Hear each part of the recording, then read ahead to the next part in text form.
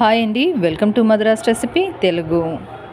బెండకాయ కర్రీ చాలా సింపుల్గా ఈజీగా ఈ విధంగా చేస్తే టేస్ట్ చాలా బాగుంటుంది. ఒకసారి ఈ విధంగా ట్రై చేయండి. మనకు కావాల్సింది నేను 1/2 కిలో బెండకాయలు తీసుకున్నాను, దానికి 3 టమాటాలు తీసుకున్నాను మీడియం సైజు, అలాగే కొన్ని పచ్చిమిర్చి, ఒక హాఫ్ ఆనియన్ తీసుకున్నాను.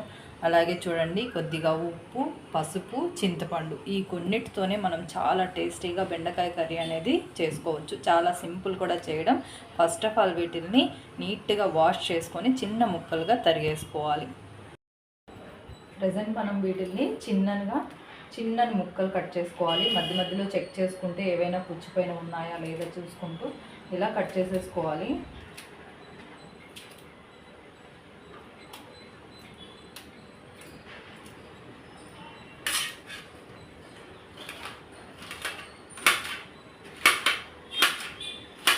ఇలా మొత్తం మనం కట్ చేసేసుకున్నాం.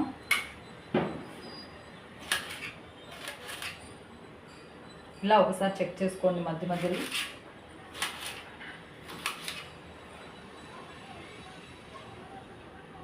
చూసారు కదా, మధ్యలో ఇలా ఉంటాయి అన్నమాట. ఇవి చూసుకొని కట్ చేసుకోవాలి. ఇవి ఇలా కట్ చేసుకున్న తర్వాత నెక్స్ట్ టమాటాలు కూడా కట్ చేసేసుకున్నాం.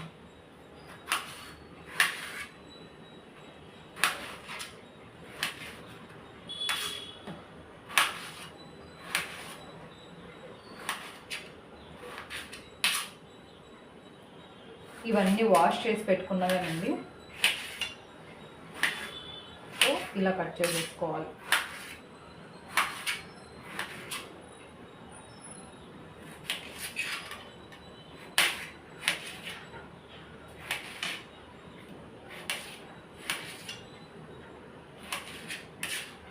ఇలా కట్ చేసుకున్న తర్వాత నెక్స్ట్ పచ్చిమిర్చిని కూడా చిన్నగా తుంచేసుకుందాం.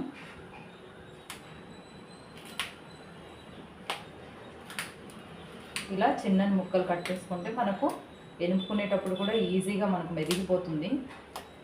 ఇలా తుంచేసుకోవాలి.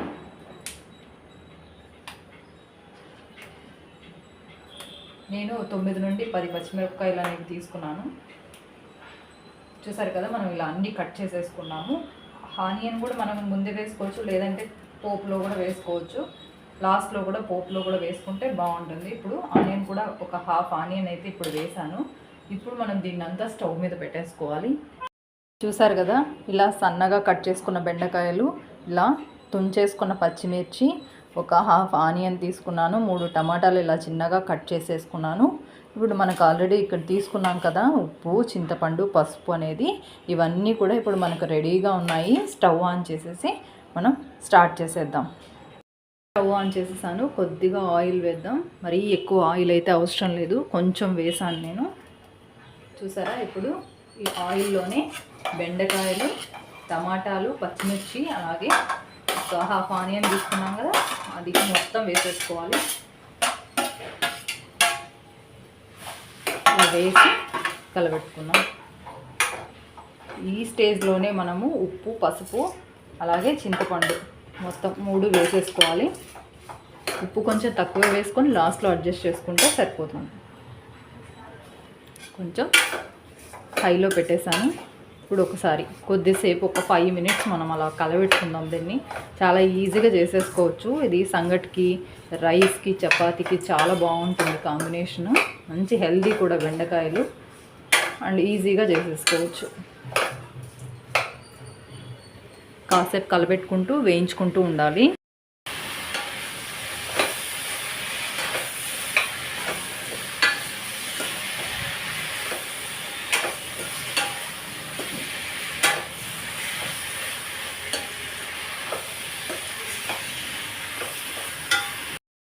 ఇలా ఇంకా దీంట్లో నుంచి కొద్దిగా వాటర్ వస్తున్నాయి కదా, బాగా వాల్యూమ్ కూడా తగ్గిపోయినాయి. చూడండి, బెండకాయలు మనం వేసినప్పుడు చాలా ఎక్కువ అనిపించింది కదా, ఇప్పుడు కొంచెం తగ్గిపోయింది. ఇంకా ఎక్కువసేపు వెయిట్ చేయాల్సిన అవసరం లేదు. ఒక 5 నిమిషాలు మనం ఇలా కలబెట్టుకున్నాక మంచిగా వాటర్ వేసుకొని ఇవి మునిగే వరకు వేసుకొని ఉడికించుకోవాలి.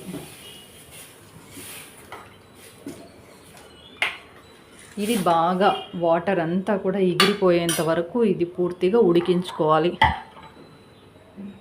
ఫ్లేమ్ హైలోనే పెట్టుకోండి. మూత పెట్టాల్సిన అవసరం లేదు. ఈ వాటర్ అంతా ఎగిరిపోయేంత వరకు ఉడికిపోవాలి. కర్రీ మనకి ఇలా మెత్తగా ఉడికిపోవాలన్నమాట. ఈ కొంచెం వాటర్ కూడా పూర్తిగా ఎగిరిపోయేంత వరకు మనం ఏం చేయకూడదు. ఇది ఇలాగే మంచిగా బాయిల్ అయ్యి బెండకాయలు కూడా మంచిగా కుక్ అయిపోతాయి. వాటర్ మొత్తం ఎగిరిపోవాలి. మనకు పూర్తిగా వాటర్ అనేది ఎగిరిపోయింది కదా. ఇప్పుడు స్టవ్ ఆఫ్ చేసేసి మంచిగా దీన్ని ఎనిపేసుకోవాలి. పూర్తిగా మెత్తబడిపోయి ఉంటుంది. జస్ట్ మనం పప్పు గుత్తితో ఒక్కసారి అలా మెదిపేసుకుంటే మనకు మెత్తగా మెదిగిపోతుంది. చూడండి, పచ్చిమిర్చి అంతా నలిగేలాగా మనం మెదిపేసుకోవాలి.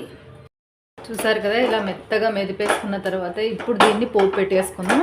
ఇప్పుడు పోపులో కూడా ఆనియన్ వేసుకుంటే వేసుకోవచ్చు, లేదంటే స్కిప్ చేసేయచ్చు. ముందుగానే మనం ఆనియన్ వేసాం కాబట్టి ఇందులో ఆ ఫ్లేవర్ అయితే వస్తుంది. మనం మళ్ళీ అదే పనిగా ఆనియన్ వేసుకోవాల్సిన అవసరం లేదు. ఇప్పుడు దీన్ని పోపు పెట్టేసుకుందాం. చూసారు కదా, ఇలా ఎనిపేసుకుంటే సరిపోతుంది. ఇప్పుడు పోపుకి కొద్దిగా ఆయిల్ వేసుకుందాం. ఇందులోనే ఆవాలు, జీలకర్ర, ఒక ఎండుమిర్చి,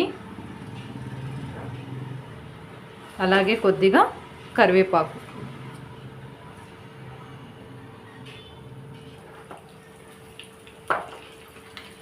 ఇది కొంచెం వేయించుకొని మనం పోపు పెట్టేసుకుంటే అక్కడికి మనకు ఈ బెండకాయ కర్రీ అనేది రెడీ అయిపోయినట్టే.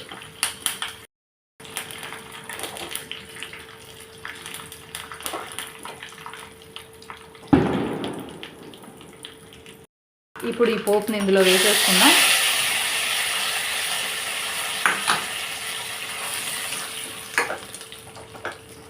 చూసారు కదా, మనకు ఈ బెండకాయ కర్రీ అనేది రెడీ అయిపోయింది. దీన్ని పుల్లగూర అంటారు, కొన్ని చోట్ల బజ్జీ అంటారు, రకరకాలుగా పిలుస్తారు. కానీ ఇది చాలా సింపుల్ మెథడ్, చాలా హెల్దీ వేలో మనం ఇలా చేసుకుంటున్నాము. చాలా టేస్టీగా ఉంటుంది. డీప్ ఫ్రైలు ఇలా చేయకుండా మనం మంచిగా బాయిల్ చేసి మనం దీన్ని ఎనిపేసుకొని కర్రీ చేసుకుంటున్నాం కాబట్టి చాలా మంచిది అండ్ చాలా ఫాస్ట్గా కూడా అయిపోతుంది. అన్నిటికీ బాగుంటుంది. రైస్కి, చపాతీకి, అలాగే సంగటికి అయితే ఇంకా పర్ఫెక్ట్గా సెట్ అవుతుంది. ఒకసారి ట్రై చేయండి, డెఫినెట్గా నచ్చుతుంది మీకు. ఎక్కువ ఇంగ్రీడియంట్స్ లేకుండా చాలా తక్కువ ఇంగ్రీడియంట్స్తోనే మనం కర్రీ అనేది ప్రిపేర్ చేసుకోవచ్చు.